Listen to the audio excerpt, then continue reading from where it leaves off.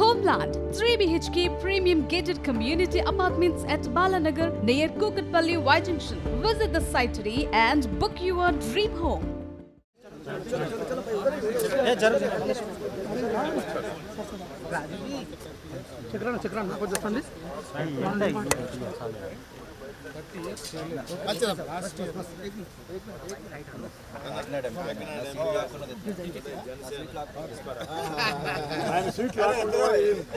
ఇద్దరు తోడు దొంగలే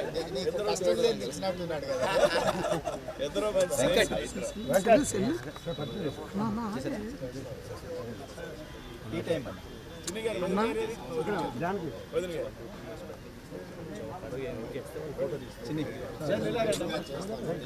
ఇక్కడ చూడండి ఒకసారి చక్రనా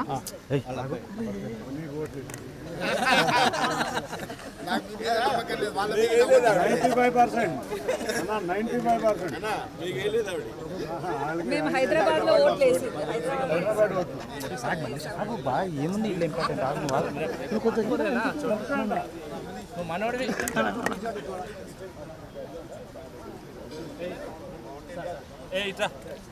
అన్న కొంచెం side side side side please అన్న చక్రన్న చక్రన్న అన్న ఒకసారి పట్టు సార్ సుభాష్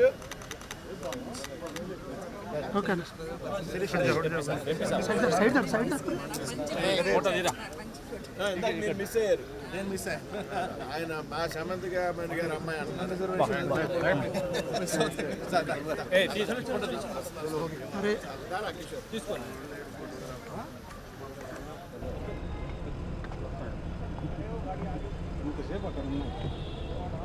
ఇంతసేపు అక్కడ ఉన్నాం కదా లేదు మీరు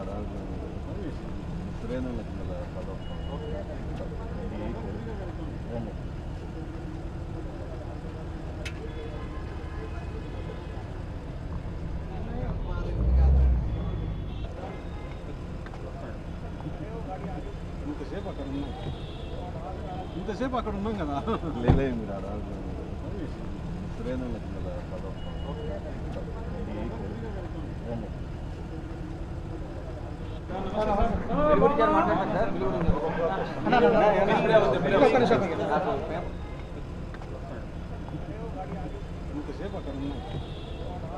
ఇంతసేపు అక్కడ ఉన్నాం కదా లేదు మీరు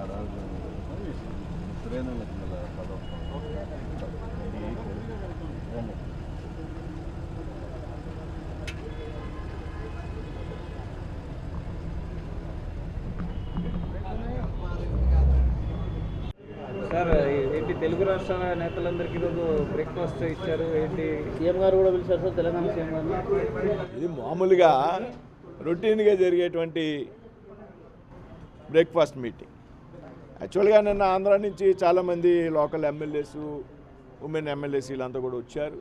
మీ అందరికీ తెలుసు నేను అందరూ కూడా మన రామ్మోహన్ నాయుడు గారు పెంసాన్ గారు అందరిలో కూడా ఆతిథ్యం ఇవ్వడం జరిగింది. ఇవాళ అందులో భాగంగా నేను ఆంధ్ర నుంచి కేంద్ర మంత్రిగా ఉన్నాను కాబట్టి నేను పిలవడం జరిగింది. దాంతోపాటు ఎన్డీఏ ఎంపీస్ ఎవరైతే ఉన్నారో ఆంధ్రప్రదేశ్ నుంచి, అలాగే తెలంగాణ నుంచి మిత్రులు లక్ష్మణ్ గారు, ఇతర పార్లమెంట్ సభ్యులు వ్యక్తిగతంగా ఉన్నటువంటి అందులో భాగంగా రేవంత్ రెడ్డి గారు కూడా యాదృచ్ఛికంగా వెళ్ళి ఢిల్లీలో ఉన్నారు. ఆయనతో ఉన్నటువంటి పూర్వ స్నేహం కారణంగా బ్రేక్ఫాస్ట్కి అవకాశం ఉంటే రండి అని నేను ఆయన్ని అడిగినప్పుడు తప్పనిసరిగా బ్రదర్ నేను వస్తాను అనడం, అందరం కలిపి చక్కగా బ్రేక్ఫాస్ట్ చేసాం. కానీ ఇందులో వేరే రకమైనటువంటి రాజకీయ కోణం ఏమీ లేదు, వెరీ క్లియర్.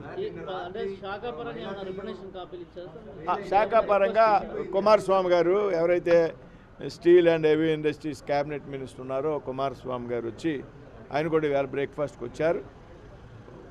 ఆయనకి ఎవరైతే రేవంత్ రెడ్డి గారు హైదరాబాద్కి సంబంధించి హైదరాబాద్ మొత్తం క్లీన్ అండ్ గ్రీన్గా ఉండాలి, డిసెంబర్ 9వ తారీఖు నాటికని ఆయన రాష్ట్రంలో ఒక ప్రణాళిక రూపొందించడం జరిగింది.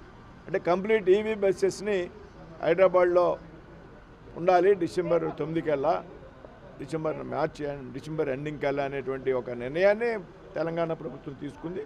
అందులో భాగంగా కుమారస్వామి గారు నేను ఇక్కడ ఉన్నటువంటి సందర్భంలో ఆయన వచ్చి మేము బస్సులు ఆల్రెడీ శాంక్షన్ చేసాం, బస్సులు రిలీజ్ అవ్వడం ఇంకా చేయాల్సి ఉంది కాబట్టి as early as possible EV బస్సెస్కి తెలంగాణకి రిలీజ్ చేయాలని ఆయనకి కుమారస్వామి గారికి నాకు ఒక రిప్రజెంటేషన్ ఇవ్వడం జరిగింది. సార్ నిన్న మహిళా రిజర్వేషన్ బిల్లు మిగిలిపోయింది, ఎట్లా పక్షాలన్నీ దానికి వ్యతిరేకంగా ఓటేసాయి. చూద్దాం, సమయం ఉంది. ఒక ప్రయత్నం చేసింది ప్రభుత్వం, ఒక మంచి ఉద్దేశంతో మంచి ఆలోచనతో. ఏదైతే అందరూ బయటికి మాట్లాడేటువంటి మహిళా సాధికారత ఉండాలి దేశంలో అనేటువంటి విషయం ఏదైతే ఉందో అందులో భాగంగా ప్రభుత్వం ఒక ప్రయత్నం చేసింది. ఇంకా సమయం ఉంది 3 సంవత్సరాలు. గతంలో కూడా మహిళా బిల్లు ఏదైతే 2023లో ఆమోదం పొందిందో అది కూడా అనేక చర్చల కారణంగా అనేక దఫాలు వాయిదా పడిన కారణంగా చివరికి 23లో నరేంద్ర మోడీ గారి నాయకత్వంలో మహిళా బిల్లుని ఆమోదించడం జరిగింది. తప్పనిసరిగా రాబోయేటువంటి రోజుల్లో తప్పనిసరిగా ఈ మహిళల రిజర్వేషన్ ఏదైతే ఉందో అది 29 నుంచి అమలు చేయాలనేటువంటి ఒక మంచి ఆలోచనతో ప్రభుత్వం తీసుకురావడం జరిగింది. తప్పనిసరిగా రాబోయేటువంటి రోజుల్లో అది కార్యరూపంలోకి వస్తుందని మనం అందరూ కూడా ఆశిద్దాం. Thank you. అందరూ బ్రేక్ఫాస్ట్ చేస్తున్నారని నేను చేయలే.